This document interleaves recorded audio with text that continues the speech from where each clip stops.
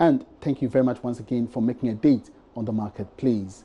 Now, petroleum prices are expected to witness another significant reduction at the pumps from this weekend. This is based on Joy Business's calculation and some data secured from importers of petroleum products. This would be the second time this month fuel prices have seen a decline. The following report identifies major reasons causing this reduction. The expected reduction has been influenced by the continuous drop in crude prices on the international markets, improved petroleum supplies, and some marginal stability of the rate at which the cedi was depreciating. Our calculations show that a litre of diesel would go down by 3%. This would result in a litre selling at 4 cedis 93 per Swiss, while a gallon of diesel should then go for 22 Ghana cedis 18 per Swiss. Petrol, on the other hand, is expected to decrease by 4%, translating in a gallon going for 22 cedis 18 per Swiss. LPG would witness one of the biggest reductions, going down by over 8%. If you look at the numbers again, this month has indeed witnessed one of the biggest reductions for all the major petroleum products. Our calculations show that diesel has gone down by more than 4% for the month of November, whilst petrol has decreased by over 8% and LPG has done about a 14% reduction. However, the challenge now is whether the over 100 oil marketing companies would indeed work with this projection put out by Joy Business from this weekend and drop their prices accordingly. The reduction could greatly impact on the cost of living, looking at the role fuel plays in the economy. Some industry players have also argued if the cedi remains fairly stable in the coming weeks and looking at what is happening on the international markets, then consumers should brace themselves for another round of significant reductions from next week. Meanwhile, CEO of Petroleum Commission, Egbert Fable Jr., says there's the need for a reflection and assessment of Ghana's petroleum industry from start of first oil till now. He noted the country has not done badly considering the substantial efforts made to manage the sector. Egbert Fable says despite the gains, however, there are still some challenging times undermining the industry. He was speaking at the ongoing annual local content conference in Takoradi. 5 years of local content, achievements and challenges. It's a true reflection of the Commission's current position in relation to local content and associated matters. Since LI 2204 was passed 5 years ago, the Commission has made a lot of strides in its implementation, and I strongly believe that as a country, we have not done badly at all, even in our peculiar situation regarding the nascent nature of our industry and the limited industry base of our country. I say so because from 2007, when oil and gas was discovered in commercial quantities, to 2010, when production commenced in record time, we did not have the requisite structures in place in terms of institutional arrangements and an industrial base. Consequently, at the start of the industry, we not only lacked the needed human capital, financial and technological capacity of the citizenry to be able to participate fully in the petroleum industry. We also did not have the necessary supporting legal instruments to ensure compliance, neither did we have an established regulator to enforce the laws. Despite the challenging circumstances herein before referred to, we have made some good progress. Obviously, there are still challenges that must be addressed, hence the decision to look back and see where we came from, our current situation, and project where we want to be in the short, medium, and long terms with definite signposts. Let's turn our attention to other stories. And as part of government's agenda to create an enabling environment for young entrepreneurs, the National Youth Development Authority is in the process of building 10 youth centers for young entrepreneurs across the country. These centers will, among other things, provide working space at flexible rates for entrepreneurs. CEO of the National Youth Authority, Emmanuel Asigri, explained the move forms part of a larger plan by government to promote entrepreneurship among the youth. Well, the Youth Stakeholder Forum on the 2019 budget brought together several representatives of the youth. We had several entrepreneurs and also youth reps from various political parties. But then their general concern was how government is contributing to employment, particularly jobs already in existence. And I want to find out from John Ama, he's the organizer of today's forum. I want to know what exactly is the main concerns they've drawn out from the 2019 budget and what are the concerns they are moving forward to government. Hi, John. Hi. So we've had a forum, we had several people bring out diverse issues, but then it all boiled down to employment. Looking at the 2019 budget that was presented, what exactly were your concerns? First of all, a number of young people who are leading change in their own right, who may say they don't require government support. But intrinsically, you realize that if you look at the policy space, the part the government must play in creating the enabling environment. What we did at this forum was to look at the history of our development agenda from the medium-term frameworks that we've had and look at what were the key components of youth around those areas. And then we narrowed it down into this 2019 budget, what the deliverables are around youth. And we shared some insights around that, the allocations to the youth sector, the involvement in youth in the participatory democratic space as well. We narrowed it down to who would be the implementing agency. Manuel Asigui is the CEO of the National Youth Authority. So the question to you is, who funds the youth agenda? Well, with regards to us, government funds the youth agenda. And so we have taken up the responsibility of doing what is expected of us in terms of what we're given.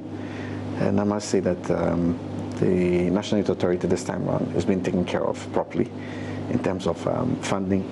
And probably that's how come quite a number of people are beginning to hear about us. So being a part of this whole forum, we thought that it was right to get ourselves involved. And that's how come we came on. Because again, it came in at a time where we needed views like we had today. We are reviewing the 2010 National Youth Policy. And we are at the stage where we are now having stakeholder engagements from Monday. So this occasion was quite an opportunity for us to take advantage of. And I did acknowledge that we had a lot of things coming up which would help us shape a document that would speak to youth development issues and challenges of our country. So there you have the CEO of the National Youth Authority saying that they are indeed going to consider the views of the youth, and in the end, the whole effort is to bring out the economic value of our young people so that they will all feel a part of national development. For Joy Business, reporting here from the Digital Center in Accra, Karen Dudu. Now, the Institute of Chartered Accountants Ghana, ICAG, says its investigations into the role of some of its members in the collapse of troubled banks is near completion. Recently, the Institute indicated it had begun an inquiry into the role of auditors into the collapse of the 7 banks. Speaking to Joy Business on the sidelines of a public lecture on the review of the 2019 budget, Chief Executive of ICAG, Kwesi Agyemang, says the committee investigating the matter is set to present its findings in 2 weeks' time. Budget review is very critical and necessary for us to have. ICAG being the institute responsible for the accountancy practice in Ghana. If budgets are prepared and read, I think everybody would expect that a specialist in accountancy would also have a view and look at the budget, and that is exactly what we have done. It is good for us to assemble our members and get the experts among our members to critically scrutinize the budget and come up with the flaws in the budget and also recommendations that we feel and think that will go a long way in the implementation of the budgets. As we communicated to the investing public, ICAG Council set up a committee, a fact-finding committee, to delve into the activities of, the banks, especially to do with the conduct of their audit firms. That process is almost getting to the end, and the ICAG Council will adequately come up very soon to give a report to the public. So talking about very soon, how soon should we expect this? Let's be definitely within the next couple of days or weeks. I don't expect it to go beyond 2 weeks. As part of the Integrated Financial Management Information System, government is to spend $8 million for the full implementation of international public sector accounting standards by 2023. Minister for Planning, Professor Jan Balfour, who launched the program on behalf of the Vice President, Dr. Mahamudu Bawumia, noted that stakeholders have a key role to play if implementation will become a success. This is Kingsley Otu's report. Fiscal transparency, accountability, and comprehensive financial reporting remains key to addressing public sector accountability lapses. The government says the answer is in the adoption of the International Public Sector Accounting Standards, IPSAS. Eugene Asante Ofosuhene is the Controller and Accountant General. While commercial entities across the world adopt the International Financial Reporting Standard, the IFRS, governments and public sector entities are gradually adopting the International Public Sector Accounting Standards. The public sector now is supposed to move on to the IPSAS. Realizing the shortcomings of the cash-based accounting, my department has, in recent years, moved to modify accrual system. Minister for Planning, Professor Jan Bafo, who launched the IPSAS on behalf of the Vice President, Dr. Mahmoud Bawumia, noted the stakeholders have a key role to play if implementation of the IPSAS will see the light of day. This cannot be done alone by government without the support of all stakeholders, including our development partners, the covert entities, and the media, who have over the years played important roles in the development of this country. The success or otherwise of IPSAS implementation in Ghana, to a large extent, depends on the strong support from these stakeholders. Chairman of the Public Accounts Committee, James Kluche Aveji, on his part, noted that although laudable, it does not provide a safe haven for public sector financial dysfunctions, but only provides benchmarks. One good thing that it will bring transparency and accountability. It will also help government to make decisions because information will be readily available. Government total asset will be known. That as a country, these are the total assets of government. The processes that the accountants, the civil servant go through in procurement, in payment, and revenue collection, those are, if the standards are there, they have to follow the standard. Then you believe that whatever they have reported on is a genuine. But still, it is not something that is concrete that once you are following the standard, there will not be any malfeasance. Definitely there can be malfeasance because the people can go around it and do it.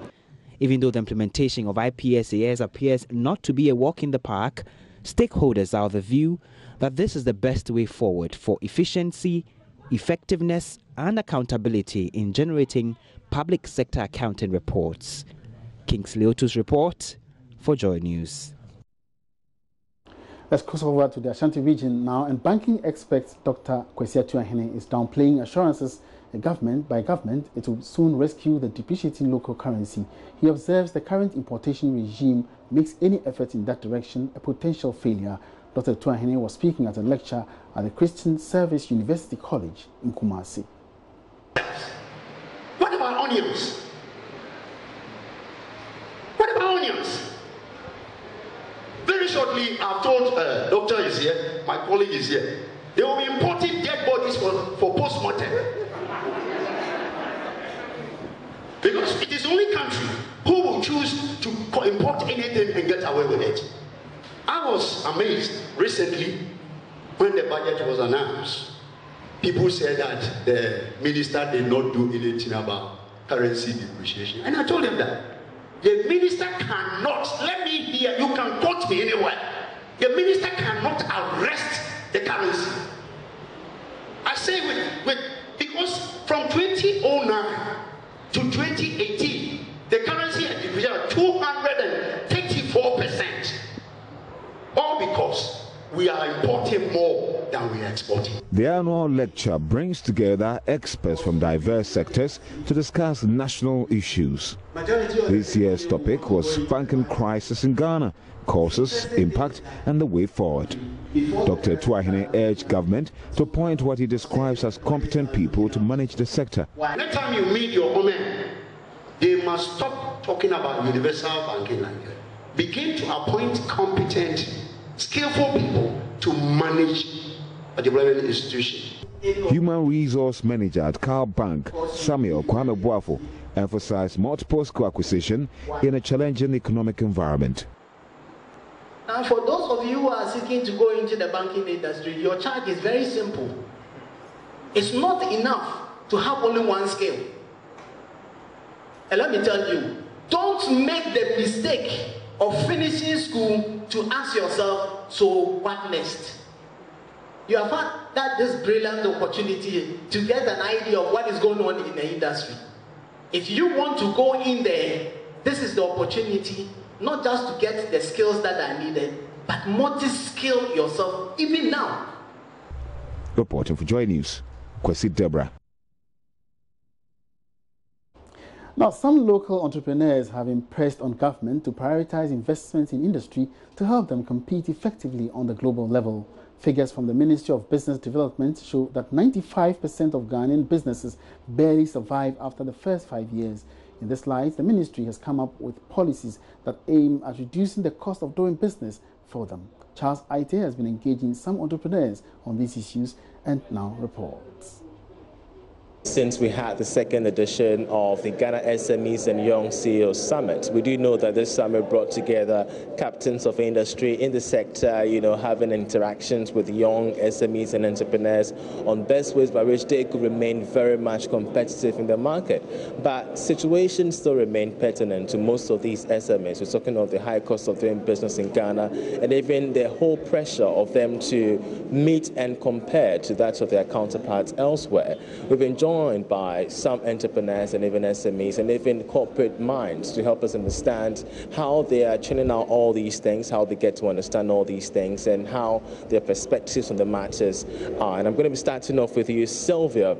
If you could start off with me, first of all, with what you do as an SME and how the story has been like for you. Okay, thank you very much. I'm Sylvia Demanya, and I'm into the health and wellness industry, or the production of noni juice, and we are located in the Volta region. What we basically do is we produce noni juices. We have 3 varieties. We have the regular, the special, and the extreme.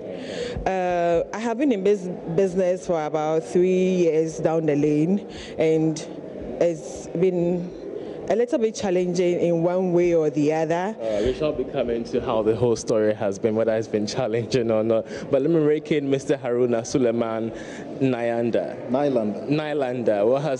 What do you center on as an SME or as an entrepreneur? We do agribusiness.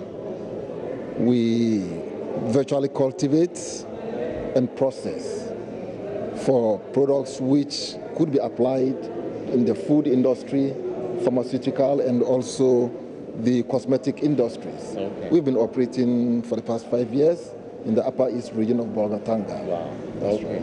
And let me rope in my lady here, your name and the company that you represent. Okay, my name is Rejoice Fumi from Summerhill Estate. We are basically into real estate development, sales and rentals of apartments, fully furnished and partly furnished.